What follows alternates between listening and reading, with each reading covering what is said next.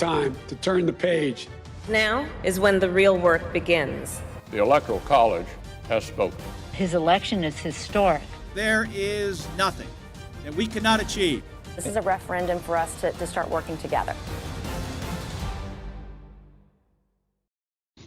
Good afternoon. I'm Jonathan Capehart, opinion writer for The Washington Post. Welcome to Washington Post Live. Congressman James Clyburn of South Carolina is many things. He is the House Majority Whip. He is the chairman of soon-to-be President Joe Biden's inaugural committee, and it was his endorsement in the Palmetto State's Democratic primary that catapulted Biden from back of the pack to President of the United States. Whip Clyburn, welcome back to Washington Post Live. Thank you very much for having me back.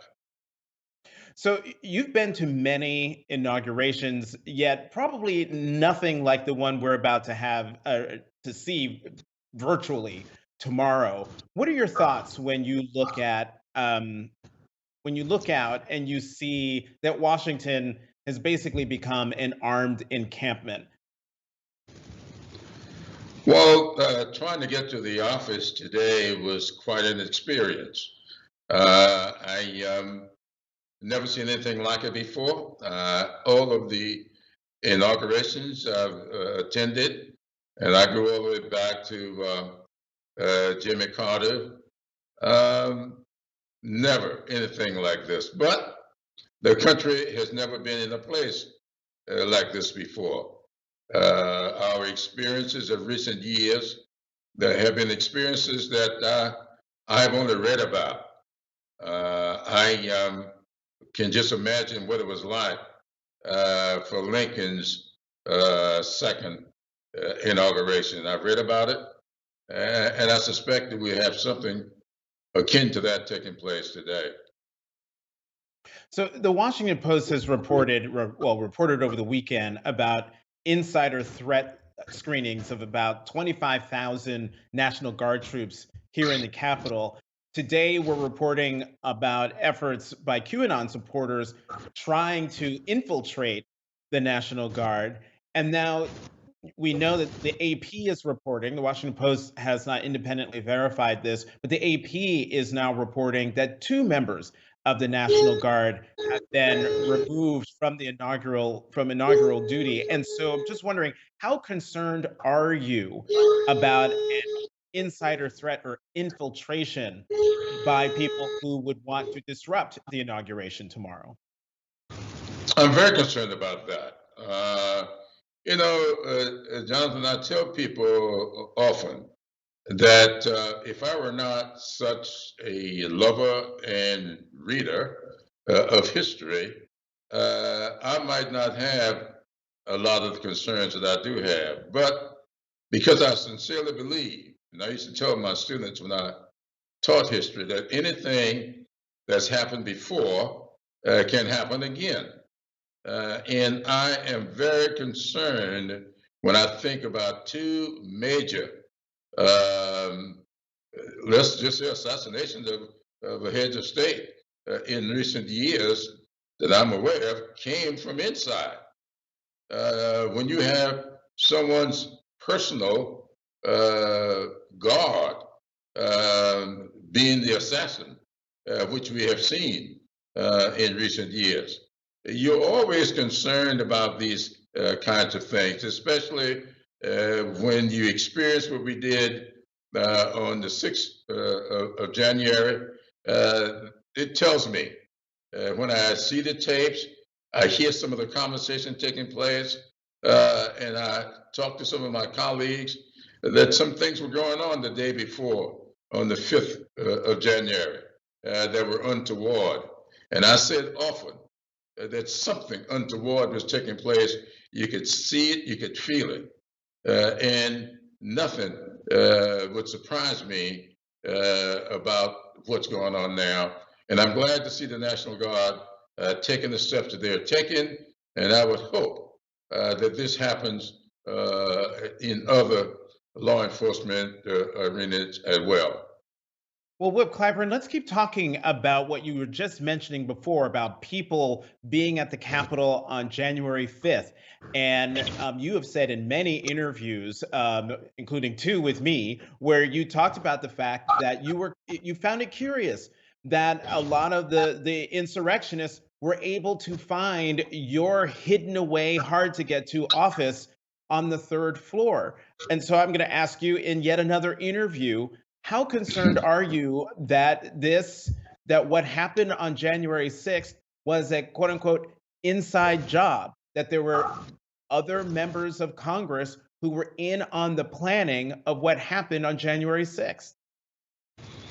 I'm very concerned about that, and I'm convinced that there was some complicity involved here. And all you got to do is to listen to what some of the members are saying. I mean, why is it? What is it about coming to the floor of the House of Representatives and insisting that you bring a firearm to the floor? What is that about? This is just the kind of craziness that's going on here. When you listen to some of these speeches, come on. That speech Giuliani gave, the speech that Mo Brooks, a member of this body, gave, and some of I've heard a couple of QAnon, if not members, sympathizers, the things they're saying. This is just insane. I don't know what all this anger is about. These people have been treated by this country in a way my parents and grandparents dreamed about being treated. And all of a sudden, they find so much wrong with it. And it's kind of strange to me that all of the people that's being singled out as heroes here, by and large, are African Americans. Mm-hmm. And since I've been in the Congress for 28 years, we've gotten so many complaints about mistreatment from African Americans. The same ones who are working hard now and getting the hero status for helping to preserve this body that is the greatest deliberative body in the world. We're working to preserve this. So what is the source? What's the cause of all this anger? Now, I get real concerned when I hear that someone may have stolen a laptop out of the speaker's office and now talking about selling it to the Russians. This is the kind of stuff that I've been talking about now for about 4 years. Back in January 2018, I compared the current administration here to a dictatorship. And I was asked at the time, was I comparing Trump to Hitler? And I said, no, I compare him to Mussolini. And it's kind of interesting. And when he came out of the hospital after about the COVID-19, I heard two commentators the next morning talk about his standing on the Truman balcony, calling it a Mussolini stance. Well, that was not new to me. I've studied enough history, I've read enough history to compare him to Mussolini way back in 2018. Mm-hmm. So, Whip Clyburn, then, what should happen to your congressional colleagues, Congressman Mo Brooks, I think it's Congressman Gosard, and others who may have been, if not part of the planning of the Stop the Steal rally that preceded the insurrection, but who might be found to have been, as you say, complicit in what happened by bringing people in for those tours of the Capitol on January 5th? What should happen to them? I think that we should have a thorough investigation. I've said before, a 9/11 kind of commission should do a thorough investigation of what took place here, look at who may or may not be complicit, look at what conspiracies are out there, and there are some, in my not so humble opinion, and recommendations should be made for prosecution all the way up to expulsion. or maybe expulsion all the way up to prosecution. I really believe that some criminal behavior took place that need to be prosecuted to the fullest extent of the law. This should not be about just this one incident, but it should be such that nobody will feel safe to do it again. So you would be fine if, say, after an investigation, insurrection charges or federal charges were brought against members of Congress if indeed it is evidence is found that they coordinated with folks who are a part of the insurrection. Absolutely. People have been expelled from Congress for less. You know, one of the things, look, I'm from South Carolina, as you know. Preston Brooks was from South Carolina. And for the people who may not remember who he was, Preston Brooks was the guy that caned Senator Sumner to near death on the floor of the Senate. And when he fell to the floor, he just wasn't satisfied with that. He continued. That was a criminal act. Now, what was so funny is back then, Preston Brooks went back home to Abbeville, South Carolina, and was considered to be a hero. Sumner was considered to be a hero for having been a victim. But how do you have that kind of stuff is in our history? And that's the kind of stuff I thought we had gotten beyond. But it seems like we have not. I don't remember exactly what happened to Preston Brooks, but I know this. Whoever was a part of this must be prosecuted to the fullest extent of the law. And I say fullest, I mean fullest. Well, one more question on this. There is an investigation that is now underway, I should say. Last week, Speaker Pelosi tapped Lieutenant Colonel Russell Honore to do a top-to-bottom review of security at the Capitol. Given everything that you have just said, what specific question do you want Colonel Honore to answer? Well, General Honore is a very thorough, no-nonsense kind of guy. I worked very closely with him back during Katrina and Rita. He was a prolific leader throughout that process. He and Dr. Francis at Xavier University, I found the two of them to be top-notch people.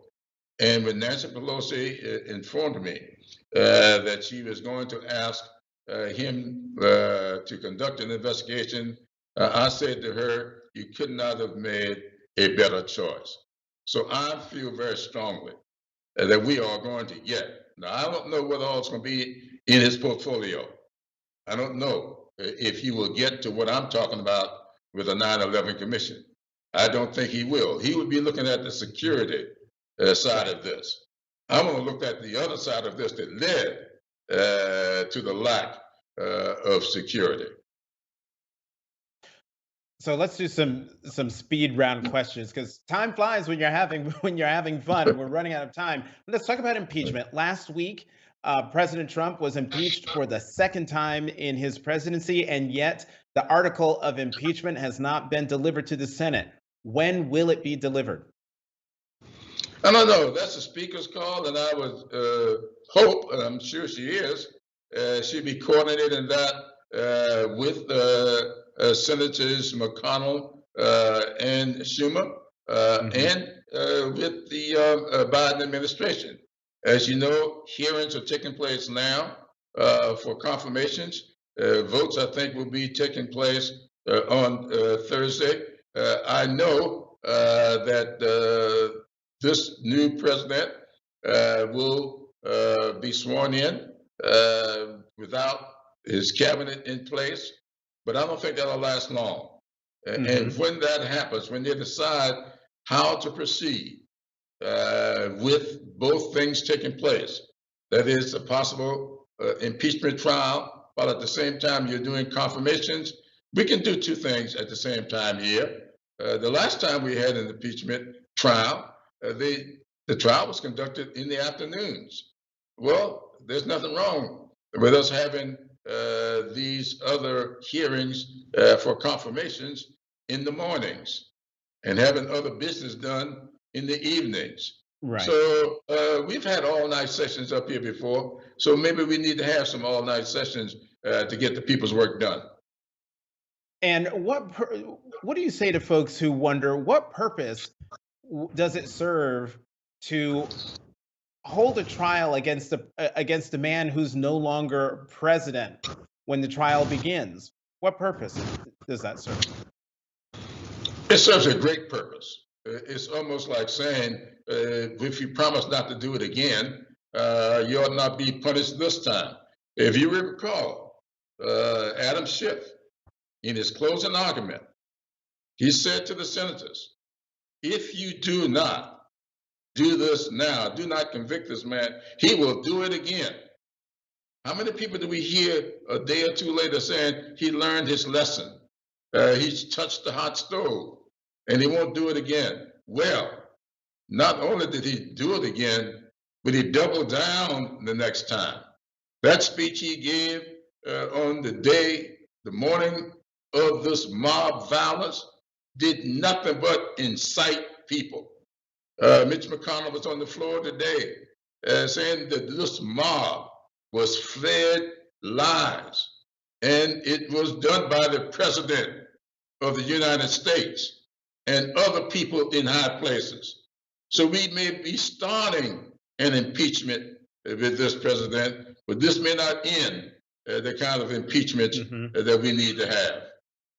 Well, then, Whip Clyburn, what would it say about the effort if President Trump is put on trial in the Senate but is not convicted? It will simply say that there was evidence there for an indictment and not enough evidence to convict, though I believe there is enough.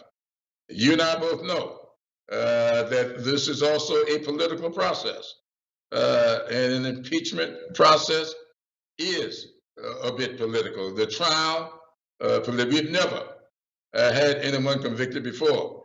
Andrew Johnson, who succeeded Abraham Lincoln, I think he not only committed impeachable offenses, I think he should have been convicted. But he missed being convicted by one vote, if my memory serves well. So just because you survive the conviction, which requires 2/3, by the way, doesn't mean that you have been absolved of wrongdoing. Let's talk about the incoming Biden cabinet. During his selection, you were out there, way out in front, saying, you know, we need Black people in the cabinet, we need Black women, we need Black men. The cabinet needs to look like America. Well, the cabinet has been filled out. What do you think about the way the Biden-Harris administration is looking cabinet-wise? Looks good. Looks real good. I think it does reflect what America looks like. Remember, I spoke up after the first rollout. You know, I'm kind of old school. I remember my dad used to tell me all the time, son, you be careful with what you do. You never get a second chance to make a first impression. And that, to me, the first rollout would give an impression, because when that rollout came, immediately my phone started ringing. People were raising Cain. It just didn't look like the cabinet was going to look. And so that's all I spoke out about first impressions. And we've had other nominees in these nominations. They'll be hearing on one this afternoon. General Austin is just a great pick. Marcia Fudge, an outstanding pick. And so I think that these are two African Americans that will be in the cabinet. And there are others. Now, EPA is not really a cabinet, an African American from North Carolina. I think he's made some real good picks. I just wanted the first rollout to set a tone that people would not be beating up on me. And I remember when I first endorsed Joe Biden, I got a lot of flack from a lot of people. I felt strongly that I was doing the right thing. Your great friend, my late wife, who loved you like a son, she told me in no uncertain terms that our best chance of defeating Donald Trump would be Joe Biden. So I felt strongly, though Emily had passed away at the time, that I had done the right thing. But a lot of people felt differently. And so when that first rollout came, I started saying to myself, oh my goodness, what have we wrought? Well, it's turned out pretty darn good. And final question for you, because I know you have to go. Tomorrow, the first Black woman, first woman of color, first woman is going to be inaugurated Vice President of the United States. Talk about the significance from your vantage point as someone who marched and got arrested during the Civil Rights Movement, the significance of that historic moment at this time in our country's history. Oh, it means so much, so much. As a father of 3 Black women, the grandfather of 2 women, females. One is not quite a woman yet. I want that little granddaughter of mine, Layla, when she sees this inauguration, just to feel that that's something I can be. It is important. Symbols are important. Now, there's no substitute for substance, but symbols are still important. And symbolically, this inauguration on tomorrow will mean so much to little Black girls growing up. Someone did a great work the other day showing Kamala and Ruby Bridges. And Ruby Bridges, a little girl trying to integrate down in New Orleans. That to me said so much. I hope there's going to be some renditions of that I can get a copy of, because I would love to give a copy of that to Layla so she can see how Ruby Bridges as a 7-year-old could be a Kamala Harris. And did you think when you were sitting in that jail cell when you met Miss Emily and you were doing that, you were marching, you were doing all these things, did you ever think that not only you would be there to see the first Black president elected, but would also be there to see the first Black woman achieve such heights? No, I didn't. I got to be honest with you. I absolutely thought that's what we were doing it for. In fact, my first conversation with Emily was that night as we walked back to the campus from that jailhouse. And we talked about the future. And we talked about why we need to do some other things on the campus at South Carolina State because of what young people coming after us.